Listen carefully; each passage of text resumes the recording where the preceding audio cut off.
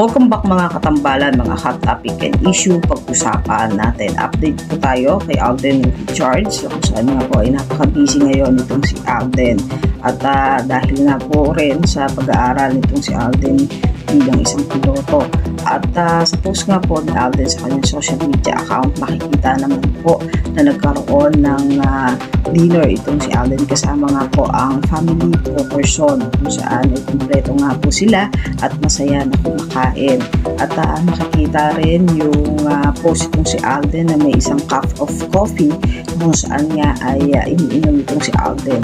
At napaka-busy nga po nitong si Alden at sa post nga rin po ni Alden ay yung pag-finishing ng kanyang home kung saan ay napaka-busy nitong si Alden at excited na matapos nga po yung month of August para masimula na yung bahay nitong si Alden Richards. Samantalang isa pa nga po sa post itong si Alden ay yung mga quotes na parati nga po niyang isinishare sa kanyang social media account at ilang mga prayers din na isinishare nitong si Alden. Siyempre, ang Star on the Floor na kung saan nga po ay hosted by Alden Richards ay nagkaroon ng anunsyo itong si Alden sa mga contestant doon sa Star on the Floor.